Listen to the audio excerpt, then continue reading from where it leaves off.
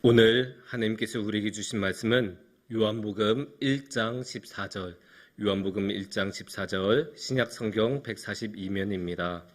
제가 봉독해 드리도록 하겠습니다. 말씀이 육신이 되어 우리 가운데 거하심에 우리가 그의 영광을 보니 아버지의 독생자의 영광이요 은혜와 진리가 충만하더라. 아멘.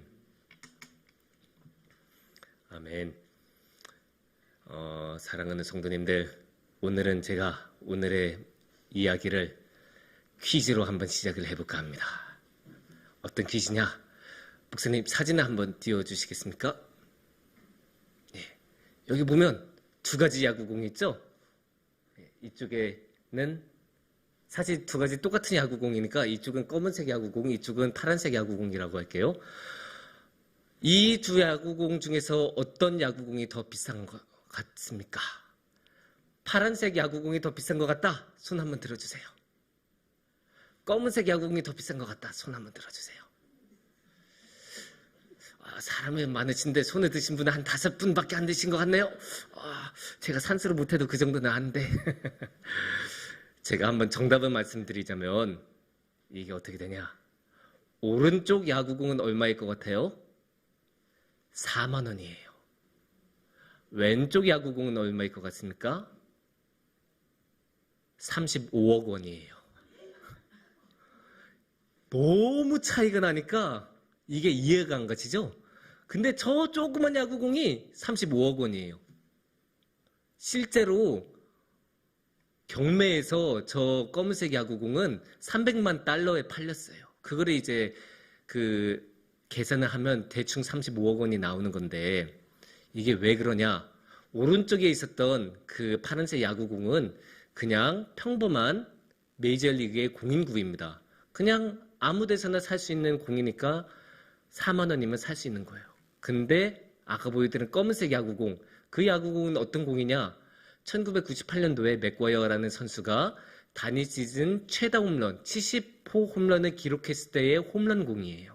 그래서 야구적으로 아주 중요한 의미를 갖는 큰 기록을 기록한 야구공이기 때문에 저렇게 비싼, 우리로서는 상상도 할 수 없는 300만 달러라는 엄청난 거금의 경매에 팔렸습니다. 신기하죠? 둘 다 똑같은 야구공.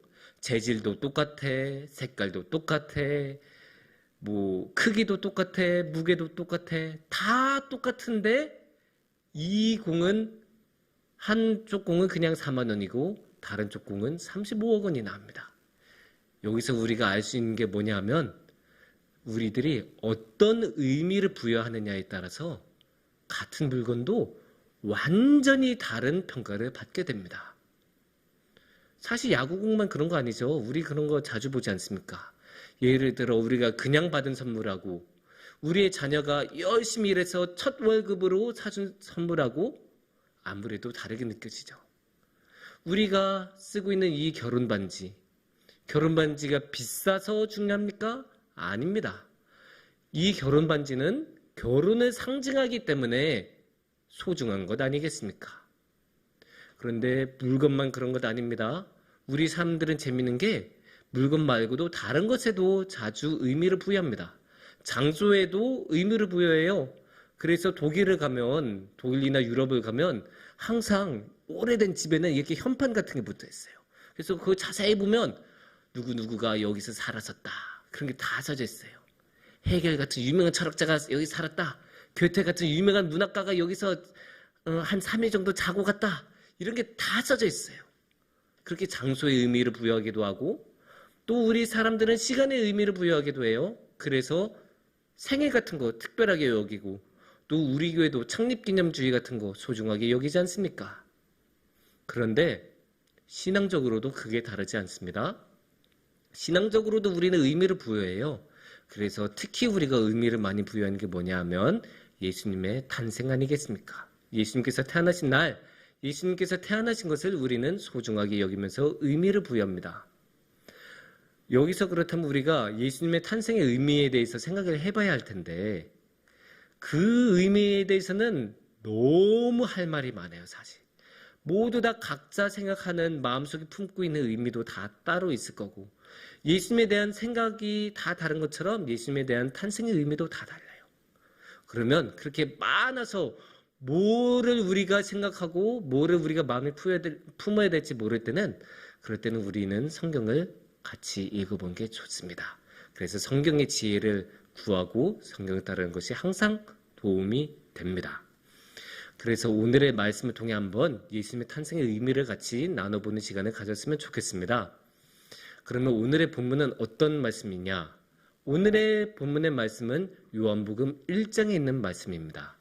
요한복음 1장은 요한복음 전체의 서론과 같은 그런 역할을 해요. 그래서 요한복음 1장에서 예수님에 대한 여러 가지 의미를 이야기하면서 앞으로 요한복음이 이렇게 쭉 진행이 될 거예요 라고 소개를 하는 그런 장인데, 그 중에서 예수님의 의미를 어디에 많은 중점을 두냐? 예수님의 탄생에 많은 중점을 두고 있습니다. 그래서 오늘의 말씀에서는 그 예수님의 탄생의 의미에 집중을 합니다. 이게 특이한 게 누가복음이나 마태복음에는 어디에 중점을 두냐? 사건에 중점을 두지 않습니까? 그래서 동방박사들이 찾아왔다, 천사들이 나타났다, 이런 것들을 이야기하면서 예수님은 이렇게 태어났어요 라고 사건에 중점을 두는데, 요한복음은 그렇지 않습니다. 요한복음은 예수님의 탄생에 어떤 의미를 갖는지 깊이 숙고를 합니다. 그래서 숙고를 해서 오늘의 본문 1장 14절을 통해 명확하게 표현하고 있습니다. 함께 읽어보시면 좋을 것 같아요. 말씀이 육신이 되어 우리 가운데 거하심에 우리가 그의 영광을 보니 아버지의 독생자의 영광이요 은혜와 진리가 충만하더라. 아멘. 이 말씀에서는 다 중요하지만 일단 말씀이 육신이 되어부터 시작을 해야 합니다. 근데 목사님, 여기 이 14절에는 말씀만 나오고 예수님은 안 나오는데 이거 진짜 예수님에 관한 이야기 맞습니까? 질문하실 수 있어요. 충분히 하실 수 있는 질문입니다. 그럼 설명드릴게요. 15절을 보면 조금 답이 될 수 있어요. 15절을 보면 요한이 그에 대하여 증언하여 외쳐 이르되 라고 말씀이 전개가 되고 있죠. 그러니까 이 육신이 된 말씀에 대해서 요한이 증언을 했다고 합니다. 그러면 이 요한은 세례 요한인데, 이 세례 요한이 증언했다는 것은 어떻게 되겠습니까? 이 세례 요한이 증언을 한 사람, 그 대상은 누구였어요? 성경을 읽어보면 그게 예수님이라고 나오지 않습니까? 그러니까 오늘의 14절 말씀은 예수님의 대상으로 한 것이 확실하다고 말할 수 있습니다. 그런데 이 말씀이 육신을 입었다고 합니다. 태어났다라고도 표현할 수 있는데 육신을 입었다고 오늘의 말씀을 표현을 하고 있어요. 그게 이제 특이한 모습이라고 하는데, 이렇게 말씀이 육신이 됐다는 뜻은 무슨 뜻일까요? 말씀이 육신이 아니었던 때가 있었다고 볼 수도 있습니다. 그러니까 이때 육신이 되었다면 그 이전의 말씀은, 그 이전에 예수님은 육신을 입지 않은 상황이었다는 뜻입니다.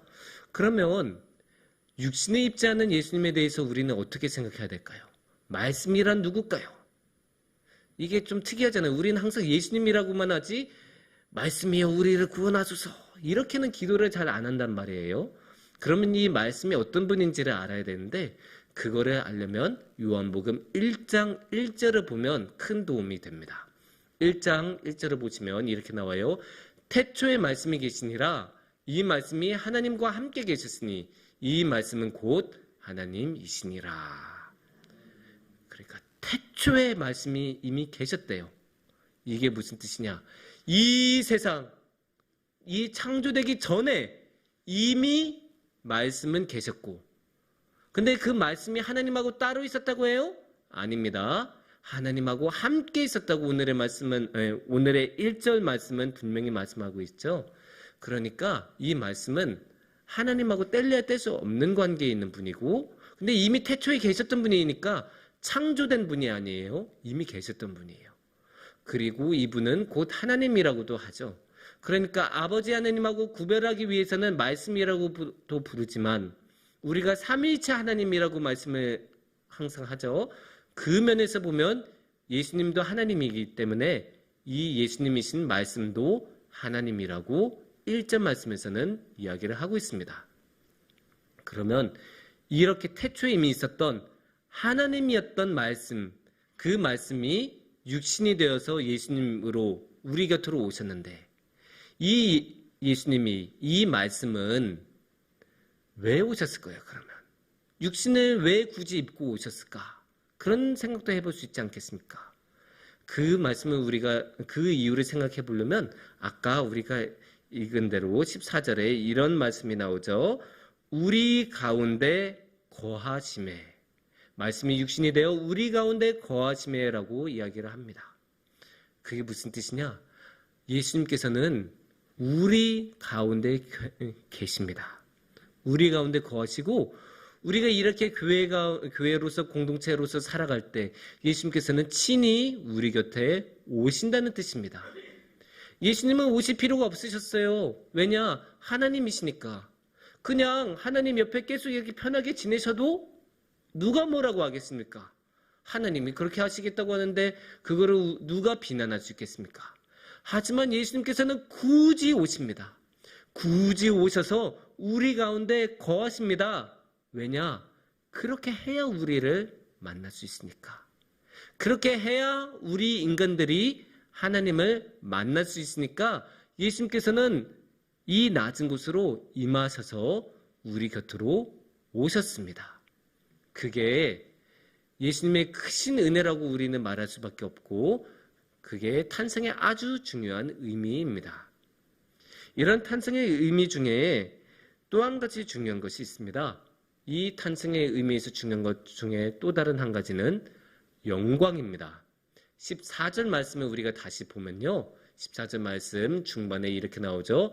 우리가 그의 영광을 보니 아버지의 독생자의 영광이요 라고 말씀을 하고 계십니다. 영광에는 여러 가지 영광이 있습니다. 인간 세상에는 여러 가지 종류의 영광이 있는데 그 중에 어떤 영광은 아까 야구에서 말했던 것처럼 열심히 노력해서 그 노력의 결과를 통해 명예를 얻는 영광도 있고 어떤 영광은 천하를 평정해서 천하를 자신의 발 아래 두는 그런 권력의 영광이 있습니다. 하지만 예수님의 영광은 어떤 영광이라고 오늘의 말씀에서 나왔어요? 아버지의 독생자의 영광이라고 합니다. 그 말인즉 뭐냐?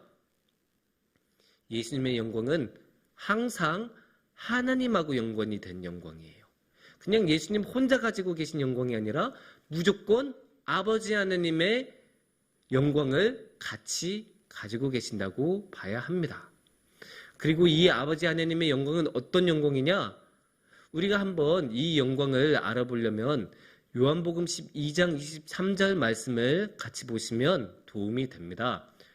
여기서 이렇게 말씀하시는데 예수께서 대답하여 이르시되 인자가 영광을 얻을 때가 왔도다 라고 이렇게 말씀하고 계시죠. 그리고 이 12장 말씀 뒤에는 어떤 말씀이 전개되는지 아십니까? 그 다음부터는 이제 십자가의 고난이 시작이 되는 거예요. 그러면 이 영광을 어떻게 이해하시겠습니까? 영광의 때가 왔도다라고 한 다음에 십자가 이야기가 진행이 된다면 결국 이 영광의 때는 십자가의 영광이 되지 않겠습니까? 그래서 예수님의 영광은 명예의 영광도 아니고 권력의 영광도 아니고 십자가의 영광이에요. 그리고 우리를 구원하시는 영광이에요. 그게 특이한 거예요. 왜냐? 다른 사람들의 영광, 인간의 영광은 모두 자기를 위한 영광이에요. 자신이 드높여지고 자신이 모든 것을 누리는 그런 영광인데 예수님께서는 남을 위해서 하시는 영광이에요. 그 남이 누구예요? 우리 아니에요. 우리를 위해서 주시는 영광이에요. 우리에게 나눠주시는 영광. 우리를 위해서 주시는 영광. 그 영광을 위해서 예수님께서는 우리 가운데 거하신 거예요. 그런데 방금 전에도 말씀드린 것처럼 인간의 영광은 너무나 다르지 않습니까? 인간은 항상 자신만을 위한 영광만을 생각하니까 이 예수님의 영광이 사실 이해될 수가 없어요. 도무지 이해가 안 가요. 왜 그러지? 아니 왜 저만한 능력을 가지고 왜 저렇게 십자가에 죽지? 이런 이해가 도무지 안 되는 말만 할 수밖에 없는 게 인간이에요. 그래서 예수님이 우리 가운데 오신 거예요. 그래서 예수님께서 우리 가운데 오셔서 우리하고 함께 지내시고 우리하고 함께 모든 생활을 하시니까 우리가 비로소 예수님의 영광을 볼 수 있고, 그래서 우리가 비로소 하나님의 영광을 볼 수 있는 거예요. 그렇지 않고는 우리가 어떻게 예수님의 영광을 볼 수 있고 우리가 어떻게 예수님의 영광을 이해할 수 있겠습니까? 그래서 예수님께서는 우리에게 자신의 영광을 보여주고 이해하게 하시려고 우리 가운데 오셨습니다. 세 번째로 중요한 점은 14절 말씀에 또 이렇게 말씀이 나옵니다. 14절 말씀을 우리가 함께 보시면 마지막 부분에 이렇게 나오죠. 은혜와 진리가 충만하더라. 은혜와 진리가 충만하다고 하는데 이 은혜와 진리는 누구를 통해서 왔을까요? 당연히 예수님을 통해서 왔을 것입니다. 그런데 17절, 오늘의 말씀 14절 조금 뒤에 있는 17절에서는 이 점을 더 명확하게 제시합니다. 율법은 모세로 말미암아 주어진 것이요 은혜와 진리는 예수 그리스도로 말미암아 온 것이라. 너무나 명확하게 말씀하고 계시죠? 모세는 율법, 예수님은 은혜와 진리. 그런데 여기서 우리가 다시 한번 물어봐야죠. 아니, 모세를 통해 이미 율법을 주셨으면 된 것 아닙니까? 왜 또 은혜와 진리를 주십니까? 이렇게 물어볼 수 있습니다. 왜 은혜와 진리를 주셨을까요? 이유는 간단합니다. 율법을 통해서 충분하지 않았기 때문이에요. 율법을 아무리 줘도 그 율법을 통해서는 이 사람들이, 이스라엘 민족이 예수님을 받아들이지 않기 때문이에요. 11절 말씀을 보면 그걸 잘 알 수 있습니다. 자기 땅에 오매 자기 백성이 영접하지 아니하였으나. 자기 백성이 누구겠어요? 그동안의 구약 성경 내내 도와주시고 지켜주시고 보호해주시고 살펴주시던 이스라엘 백성 아니었겠습니까? 근데 그 이스라엘 백성이 알아봤다고 했어요? 아니에요. 이스라엘 백성은 영접하지 아니하였다라고 오늘의 말씀을 분명히 이야기했어요. 율법을 모세를 통해서 줬는데도 영접조차도 않고 예수님조차도 알아보지 못하면 어떻게 구원을 받을 수 있겠습니까? 그게 무슨 소용이 있겠습니까? 예수님을 영접하지 않으면 아무리 율법이 뛰어나고 그 율법을 잘 마음속에 품고 있다고 해도 아무런 소용이 없는 거예요. 그래서 안 되겠다 해서 예수님께서 오셔서 율법으로는 안 되니까 이번에는 뭐를 주셨습니까? 은혜와 진리를 주셨습니다. 그래서 우리에게 그 소중한 은혜와 진리를 주셔서 그 은혜와 진리를 통해 우리가 구원을 받고 예수님을 알고 예수님을 통해 그 영광을 보면서 예수님과 함께 할 수 있게 되었습니다. 아무리 우리가 율법을 잘 알고 율법을 깊이 받아들여도 그 율법을 통해서는 예수님을 배척하는 결과밖에 안 나왔습니다. 그래서 우리는 예수님의 그 은혜와 진리를 받아들여야 합니다. 예수님께서 그래서 은혜와 진리로 우리 가운데 오셨고 우리 가운데 거하셨고, 그래서 우리가 그 예수님을 붙들면 이제 예수님을 배척하는 것이 아니라 영접하고 예수님을 따를 수 있을 것이라고 믿습니다. 사랑하는 성도님들, 오늘은 우리가 말씀에서 어떻게 예수님의 탄생의 의미를 생각하고 부여하고 있는지 한번 나눠봤습니다. 그래서 첫 번째, 예수님은 말씀이셨는데 육신이 되어셔서 우리 가운데 거하셨다는 것. 두 번째, 예수님을 통해 우리가 하나님의 영광을 볼 수 있게 되었다는 것.